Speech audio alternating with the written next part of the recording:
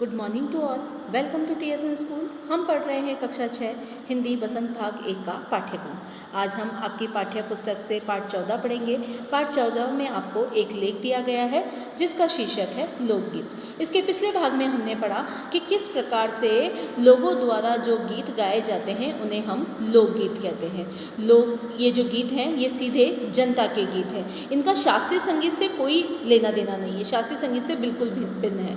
इसे त्योहारों पर, विशेष अवसरों पर गाया जाता है और इनको रचने वाले लोग अधिकतर गांव के ही लोग हैं। इन्हें किसी बाजों की मदद से नहीं गाया जाता है, इन्हें साधारण ढोलक या बांसुरी या करताल आदि की मदद से गा सकते हैं। और पहले के ज़माने में शास्त्रीय संगीत के सामने इसे हे समझा जाता था, बड़ी अपेक्षा की जाती थी। लेकिन आज जो लोग हैं इसे अच्छा मानते हैं और साहित्य कला के क्षेत्र में भी परिवर्तन आया है। लोग अब इसे अलग अलग प्रकार से सुनना पसंद करते हैं। लोकगीत के भी कई प्रकार होते हैं जिसमें आदिवासियों का संगीत सबसे भिन्न है। ये बड़े बड़े दलों में मिलकर गीत गाते हैं और नाचते भी हैं और चारों तरफ की दिशाएं गूंज उठती है। एक दूसरे को गीत में ही ये जवाब देते हैं। कुछ अपने पहाड़िया गीत भी होते हैं जो पहाड़ी नाम से ही विख्यात हैं। और इसके अलावा भी गीत होते हैं जिसमें राजस्थानी में ढोला मारूदा गीत और पंजाबी में माहिया, इस प्रकार के गीत जो हीर रांझा, सोनी महिवाल, इनसे संबंधित गीत यहाँ पर गाए जाते हैं। ये सारे गीत जो हैं वो किसके संबंध में हैं? देहात लोग यानी गांव के जो लोग हैं वे अपनी कोरी कल्पना को इन गीतों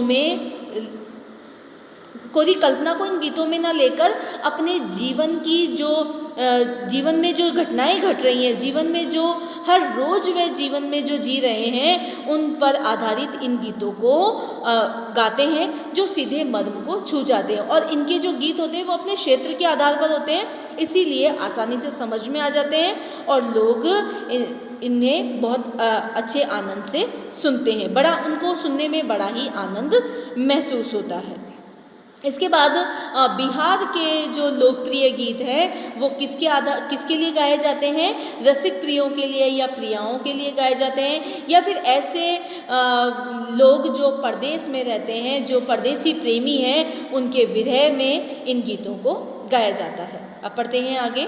जंगल की जातियाँ आदि के भी दल गीत होते हैं जो अधिकतर बिरहा आदि में गाए जाते हैं। एक पुरुष एक और स्त्रियां दूसरी और एक दूसरे के जवाब के रूप में दल बांधकर गाते हैं और दिशाएं गुंजा देते हैं। पर इधर कुछ काल से इस प्रकार के दलीय गायन का ह्रास हुआ है। एक दूसरे प्रकार के बड़े लोकप्रिय गाने आला क्या होता है? इस तरह के गाने जो राजा महाराजाओं के यशोगान में, राजा महाराजाओं के एक प्रजाति है जो राजा महाराजाओं के लिए यशोगान में उनके गीत गाती है। आपने सुना होगा, हमने चैप्टर 10 पढ़ा था झांसी की रानी, उसमें बुंदेलखंड था ना। बुंदेलों के मुंह हमने सुनी कहानी थी, है ना। हर बोलों के मुंह हमने सुनी कहानी थी, खूब लड़ी मर्दानी वह तो झांसी वाली रानी थी। तो झांसी वाली रानी के लिए किन लोगों ने वो गीत लिखा था? बुंदेलखंड, है ना। तो ये लोग जो है राजा महाराजाओं की कीर्ति का, उनकी प्रशस्ति का, उनके यशोगान का वर्णन करते हैं, जिन गीतों को आला कहा जाता है। आरंभ में इसका चंदेल राजाओं के राजकवि जगनिक में माना जाता है, जिसने आला उदल की वीरता का अपने काव्य में बखान किया। पर निश्चय ही उसके छंद को लेकर जनबोली में उसके विषय को दूसरे देहाती कवियों ने भी समय समय पर अपने गीतों में उतारा और ये गीत हमारे गांव में आज भी बहुत प्रेम से गाए जाते हैं। इन्हें गाने वाले गांव-गांव ढोलक लिए फिरते हैं। इसी की सीमा पर उन गीतों का भी स्थान है जिन्हें नट रस्सियों पर खेल करते हुए गाते हैं। अधिकतर ये गद्य पद्यात्मक हैं और इनके अपने बोल हैं।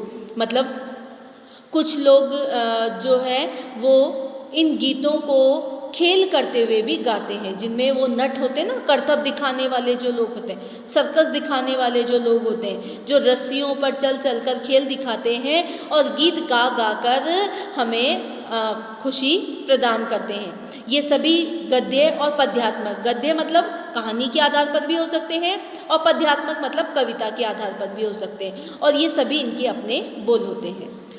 अनंत संख्या अपने देश में स्त्रियों के गीतों की है तो ये गीत भी लोकगीत ही, पर अधिकतर इन्हें औरतें ही गाती है। इन्हें सिरजती भी अधिकतर वही है। वैसे मर्द रचने वाले या गाने वालों की भी कमी नहीं है, पर इन गीतों का संबंध विशेषतः स्त्रियों से है। इस दृष्टि से भारत इस दिशा में सभी देशों से भिन्न है, क्योंकि स्त्रियों का आपने देखा होगा, किसी का जन्म उत्सव हो, किसी का विवाह उत्सव हो, है ना, शादी समारोह हो, तो उस समय किसी का नामकरण, किसी भी प्रकार का कोई भी उत्सव हो, वहाँ पर त्योहारों पर स्त्रियाँ ग्रुप बना कर, दल बना कर इन गीतों को गाती हैं। इसलिए स्त्रियों का इसमें विशेष स्थान है, क्योंकि संसार के अन्य देशों में स्त्रियों के अपने गीत मर्दों या जनगीतों से अलग और भिन्न नहीं है, मिले जुले ही हैं। लेकिन हमारे यहाँ स्त्रियों के गीत अलग अलग।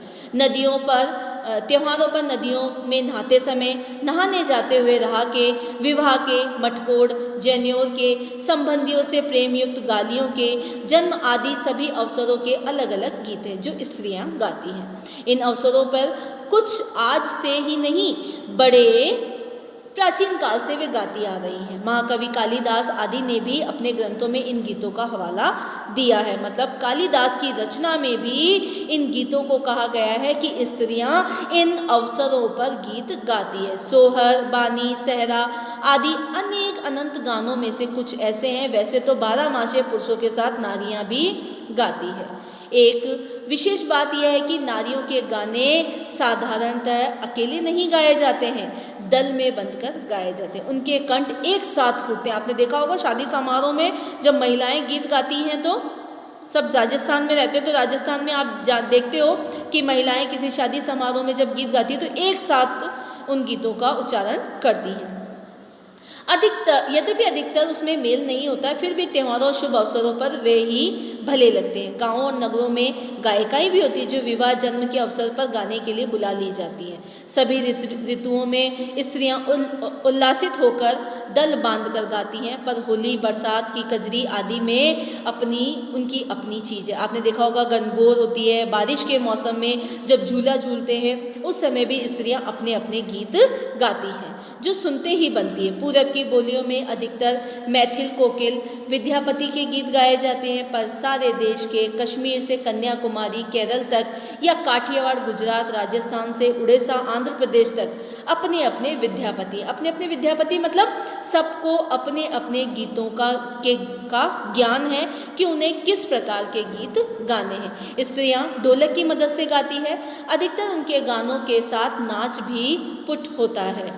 गुजरात का एक प्रकार का दलीय गायन गरबा है, जिसे विशेष विधि से घेरे में घूम घूम कर औरतें गाती हैं, साथ ही लकड़ियाँ भी बजाती हैं जो बाजे का काम करती है। इसमें नाच गान साथ साथ चलते हैं।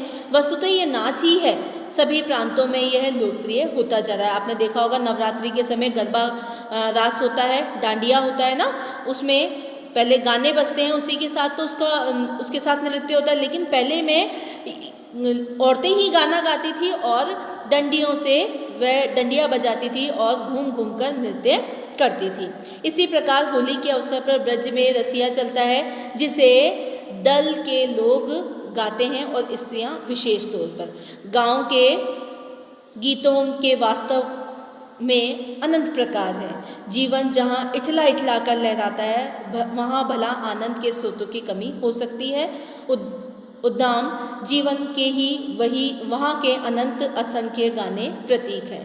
मतलब राजस्थान, गुजरात, बिहार, पंजाब, अपने भारत देश का कोई सा भी कोना हो, वहाँ पर गीतों का अपना अपना विशेष महत्व है। जैसे राजस्थान में ढोला मारू है, गुजरात में गरबा है, पंजाब में माहिया है। इसी प्रकार स्त्रियों का विशेष तौर पर इसमें उल्लेख मिलता है। स्त्रियों का ही गान जो है वो हमारे देश में विशेष महत्व रखता है। तो ये जो आपका लोकगीत है जो चैप्टर है आपका 14 लोकगीत, मतलब लोगों द्वारा गाए जाने वाला ऐसा गीत जिसमें क्षेत्र की भाषा को जोड़ देकर उसी के गीत गाए जाते हैं और लोग दल में रह रहकर इन गीतों को गाते हैं, नाचते हैं और बड़ा ही आनंद और उत्साह महसूस करते हैं। इसी प्रकार जो स्त्रियां हैं वो जन्म के अवसर पर, विवाह के अवसर पर या फिर किसी ऋतु या उत्सव, है ना, सभी पर यह उल्लासित होकर दल बांधकर इन गीतों को गाती है और अपना मनोरंजन करती है। धन्यवाद।